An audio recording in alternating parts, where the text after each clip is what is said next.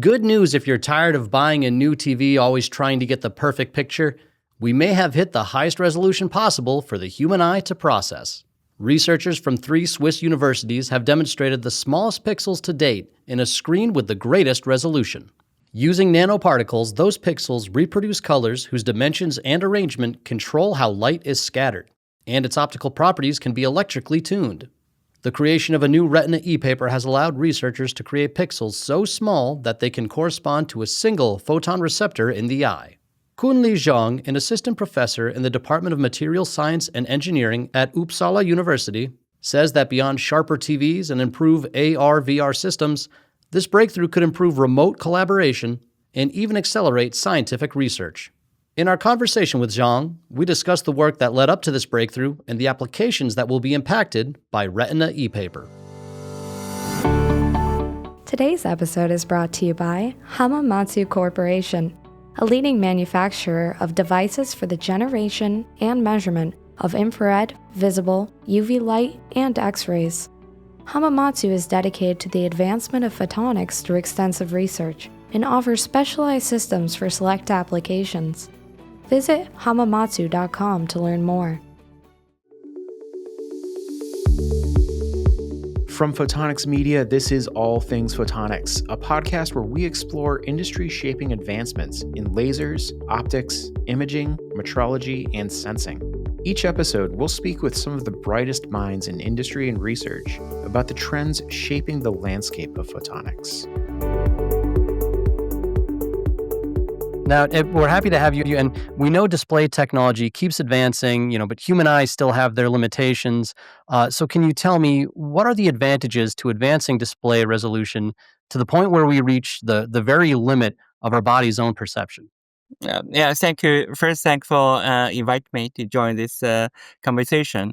When we talk about display, if you look from the history of the display, and from the screen of a cinema and then we go to the TV time and go to the cell phone time and computer, cell phone, and also VR devices. The distance between the display and your eyes becomes closer and closer.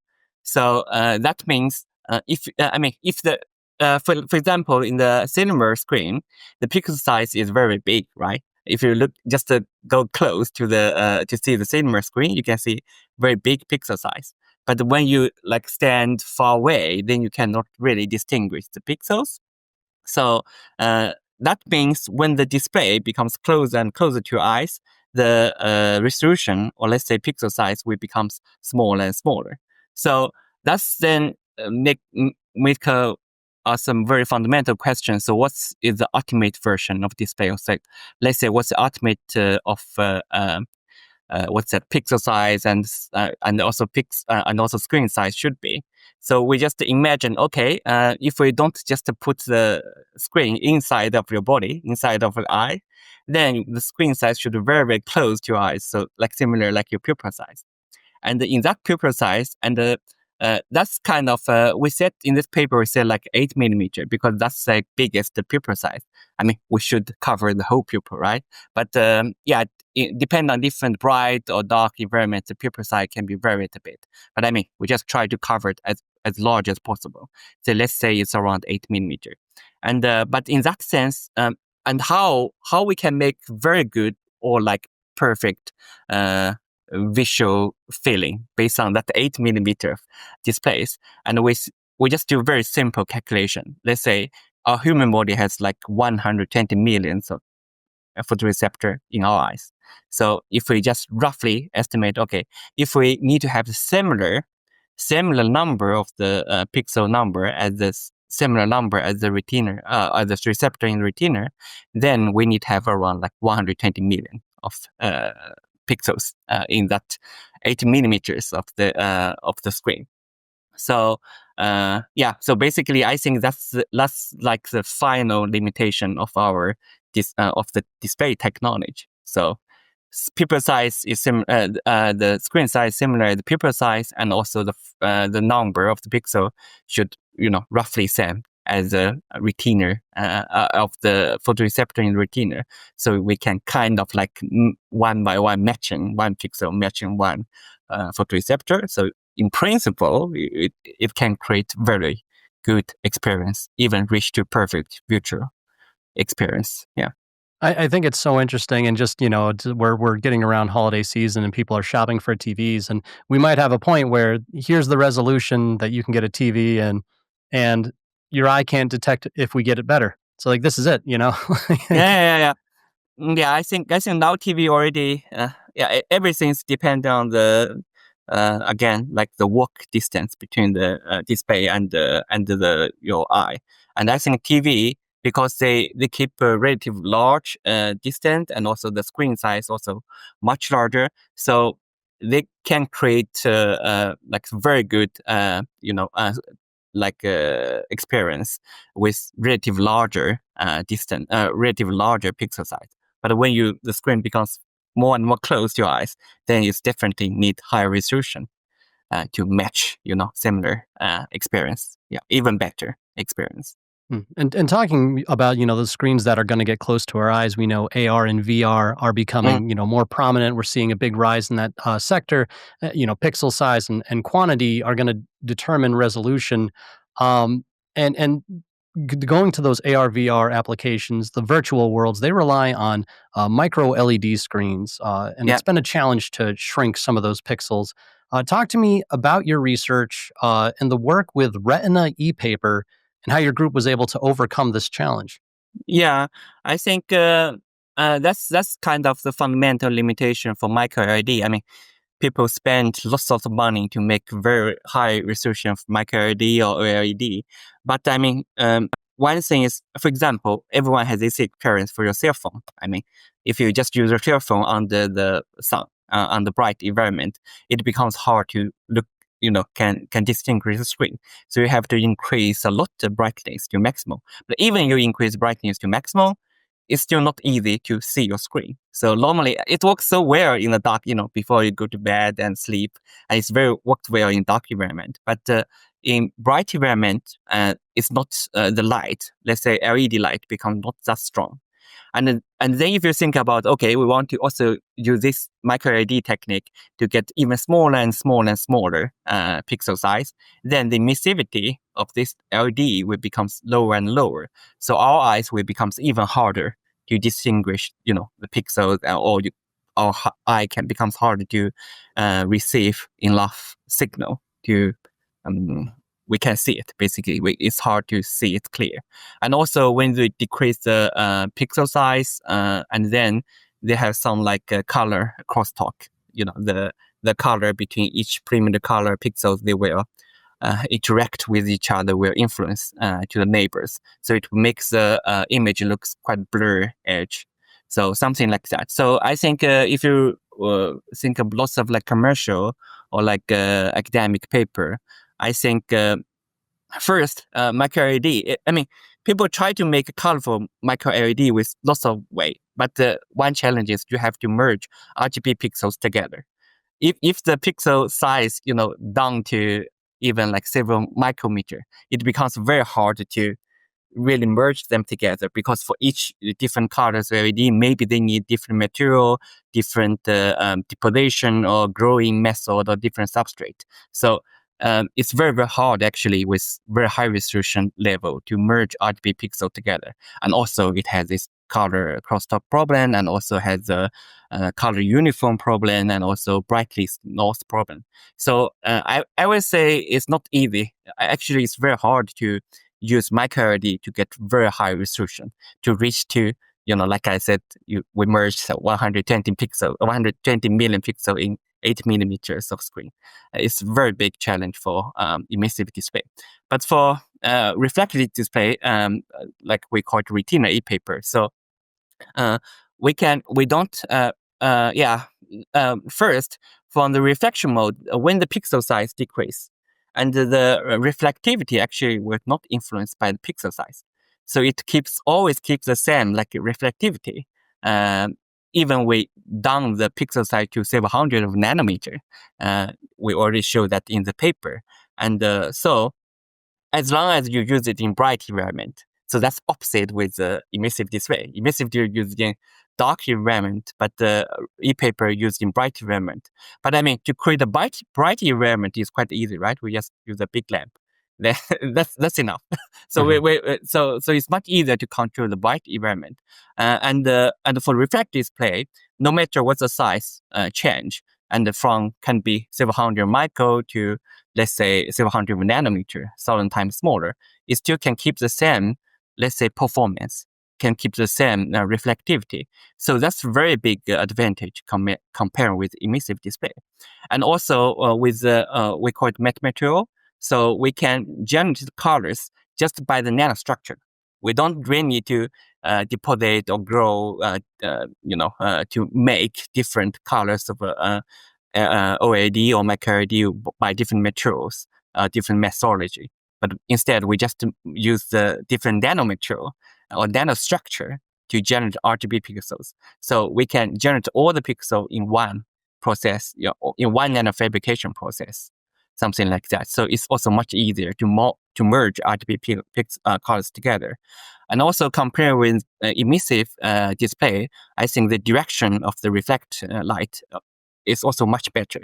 So it has much less color crosstalk comparing with emissive display. And also we get and also, like I said, you don't need to do very complex nanofabrication. So our color uniform also at least looks much better than the emissive display.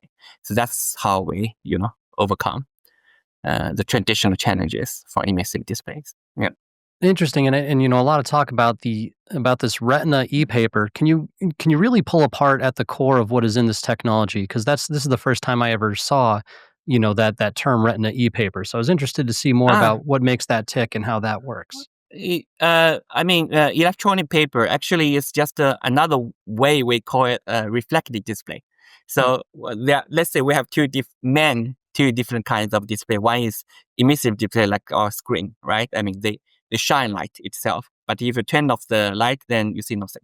And another display is we call reflective display, and people also call it electronic paper. So basically, it reflects light instead of emissive light itself, just exactly like your paper. So you cannot read in the dark environment. You can read your paper, read your book in bright environment. So the performance principle is exactly the same like your ordinary paper or ordinary book. So people call it it can be controlled by electricity signal. So we just call it e-paper. So that's how we define it. Yeah. Makes sense. And what are you anticipating the applications could be for the retina e-paper? So if I go to the electronics store, 5 years from now, what devices will I see that are really going to make use of this technology? I think it's still hard to say now, I would say, but in my imagination, still for VR, AR, let's say VR, AR glasses, and also, that's kind of the next step I want to try to see if it's possible or not. But I mean, I think we have some small toy, right? And people have this toy. You put a different image from your left eye and the right eye. Just some simple glass and some just colorful printed paper and in front. And then because you get different image from left and right eye, it can give you some 3D feeling. But unfortunately, I still think there's no like a commercialized, VR devices based on e-paper technique. So first, we need to prove that it's possible with use e-paper to create VR devices, and then we will think about then we can create much higher resolution than traditional emissive display, and to give you very different and very advanced VR feeling or experience than anything exists before. So that's kind of I would say some like VR AR devices, but with much better performance. Yeah. It's exciting to see, and I think we're starting to see more regular use of the applications of AR and VR, and it's still, coming into its own, but you can definitely already notice the growth, so I think there's definitely potential to see more of that. Yeah. And we talked a bit about the passive screens, that and in this study, They do not contain their own light source. So I think we talked about it a little bit before when you were talking about how it works so well in lit situations. So where's the light coming from in these screens since they don't have their own light source? Yeah, I mean, again, so basically you use the light from environment, right? So we can create the bright environment by using, let's say, big LED light or like ordinary light, or just to use it outside, in the daylight, and then we can directly get to the brightness from the sun, from any like light source. So that's normally we get, and yeah, I would say because it's just like your paper, so we can use exactly the light source as the paper, how we read the book or paper. So that's a very simple answer. Yeah. Okay, I understand. So, it's really capitalizing off the light around it. So the Yeah, user, yeah, more yeah. often than not, we're going to find ourselves in a Yeah, I lit just area, want room to outside, daytime. Yeah, I just want to emphasize one thing, because you can use the environment light instead of use very small LED lamp, and then actually it saves much more energy than let's say emissive display, because like your screen, you have to keep on applying voltage and electricity energy to keep it turned on. But for e-paper, actually it has the color memory property, so even you don't give them any like extra energy, still can keep the color and still can keep the images. So and also itself don't need to always emissive light, not always need to consume energy. So it could potentially a very, very good energy saving display technology than the emissive display. And that means it saves energy, and it needs much less, much smaller like battery. And most important, it can generate much less heat energy. And if we will think about, okay, we will have some devices very close to your eye. So, and also, I mean, when the pixel becomes smaller, maybe the conductivity of the device will become less, and then it will generate even more like thermal energy. Then it can produce more like a heating problem, and then it's not good. It's not safe and costs lots of energy. And another thing I want to say, let's say, nature, most of the people, obvious the stuff, except like screen, but obvious the stuff like our house, our furniture, our people and flower and grass, everything by reflecting, right? The sunlight, shine light, and the obvious things, most of things just by reflection way. So I would say, comparing with emissive, and some research also show that comparing with emissive display, reflective display will be more like comfortable or like more safe for your eyes. So I would say, let's say, imagine in the future, people spend more and more time on different kind of VR, AR devices, and use it like more than 10 hours. So if you think about safety of your eye, I think maybe reflect display will be much better for your house, and also, more relaxed and comfortable for your eyes. Yeah, we know photonics technology too does not go well with an increase in heat, right? So another good thing Yeah. for the function, but like you said, decreasing energy use, lighter batteries, easier for the wearer. You don't want to feel the discomfort of the heat. So we're reducing energy consumption, shrinking images, improving quality. What is next for this technology? And I know we talked a little bit about the hurdles it may face on the path to commercialization, but when do we think we could see this more widely used in the technology around us? Yeah. Mostly right now my research still focus on the display technology. Okay, first about the next step, definitely like what we write in a paper, we're trying to improve the like switching speed. Because e-paper technique generally the refresh rate is slower than the emissive display. Let's say commercialize the display at least reach to 50 or 60 hertz. The advanced one can even like reach to 90 hertz. So, we try to improve the electricity performance, and also we try to increase the color coverage. So we should get even better color performance than this old version. But another very important development for next step is we try to make ultra high resolution of TFT array. So we can individually control each pixel, turn on, turn off. Then only after you have this TFT resistant, then we can really say it's not just a material, it's really like a display, it's really like a prototype or device. So that's kind of the next step we really want to do to develop this technique. And for more application, now I'm thinking just for the display technology, but yeah, maybe we can also use it for some quantum technique and also use for some kind of optical neural network design, things like that. So yeah, but it's still in plan, not very clear. Not very clear like how we do that, but it's just something in my mind, and with potential to do that in the future. But yeah, we'll see. Yeah, this is how it starts, right? All the breakthroughs start somewhere. Is there anything else you'd like to add on this study or this technology, or maybe any questions I forgot to ask? Not really. Yeah, I think it's for me, I'm happy. I mean, we get general information about these things. And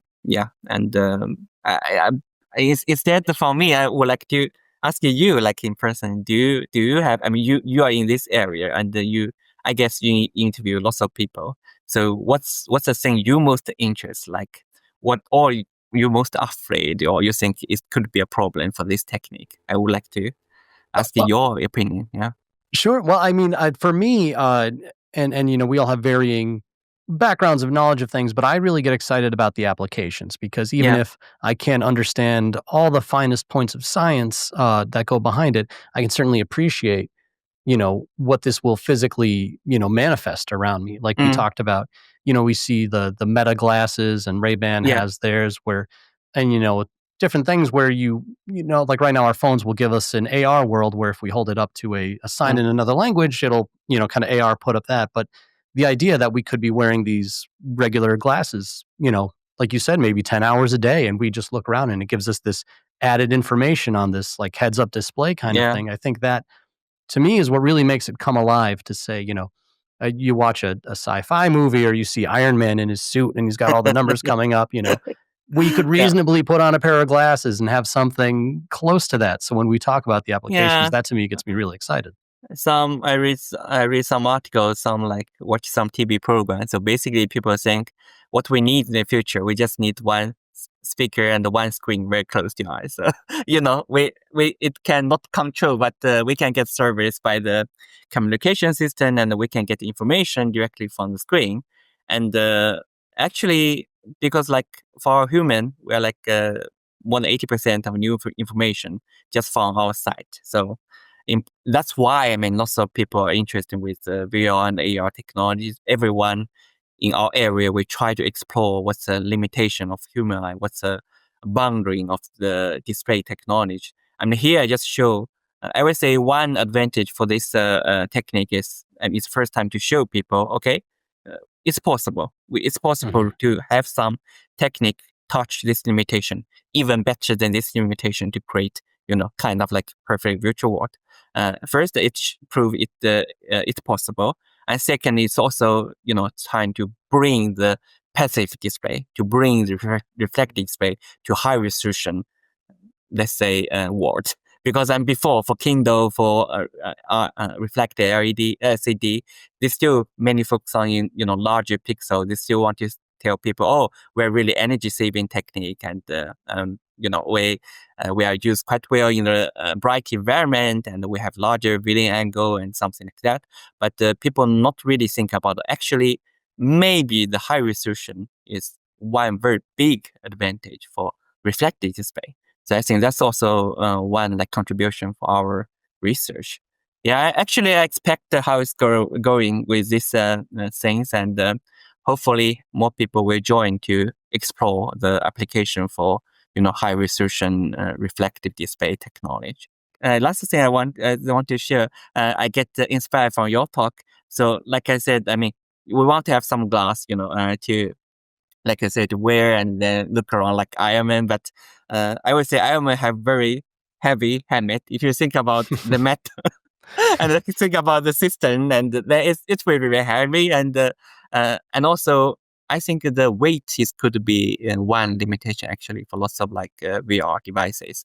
People don't want to really carry a heavy guy and work around, and that's why we want to have some screen even smaller, which means it costs less energy and closer to your eyes. It will give you a larger, viewing angle, and then it's kind of cover your pupil, right? Cover your pupil much easier, and so it can make everything quite compact and save energy and decrease the weight. So it can really make these VR devices more convenient to use. Instead, like Vision Pro, these things, they are quite big to cover in your head, and also it costs energy, and also especially if you use, for example, Vision Pro for AR things, they have to compete with the bright environment. So we really need to shine strong light to counter the environment. So yeah, it's also inspired me. Okay, maybe at least for AR things, reflect display, or let's say e-paper has very good advantage in that sense. Yeah. Yeah, well, Professor, thank you so much for sharing your time and your insight on this, and really excited to see where this goes. And I just appreciate you going into the depths of this. Yeah, thanks for all this support and interest. With that, we conclude another episode of All Things Photonics. Thank you to our sponsors, to the technical staff behind the scenes, and to continued support from the Photonics Media editorial team. As always, questions, comments, thoughts, and ideas are welcome. Let us know how we're doing via email at allthings@photonics.com. All Things Photonics is available on all major platforms and on our website, photonics.com.